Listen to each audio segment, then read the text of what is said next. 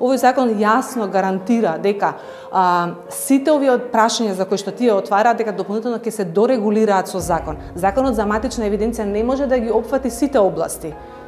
Се знае дека тој закон уредува само постапката за промена на ознаката за пол, а во одреден рок ќе се дорегулираат сите постапки. Ваквиот неоправдан страф од страна на пратениците и недостаток на демократски капацитет да воопшто не зборуваме за овие прашања укажува на длабоко вкорената трансфобија за која што низ годините потенцираме, укажуваме и бараме од властите да јавно излезат и ги осудат ваквите постапки кои што значат дискриминација, исклучување, па дури и говор на омраза кон трансродовите луѓе.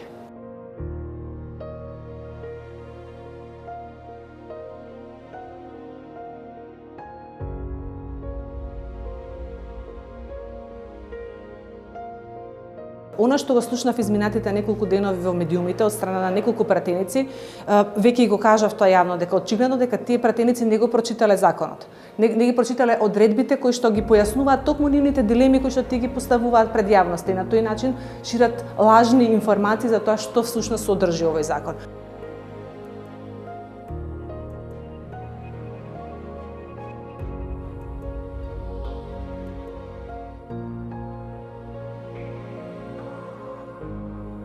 Она што се пропушти да се каже во минатите денови во јавност е тоа што овој закон без никаква дискусија помина на влада пред година дена.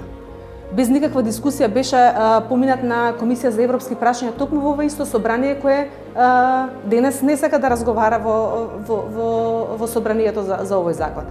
Така што враќањето на повлекувањето на законот значи не враќа и најмалку година дена назад.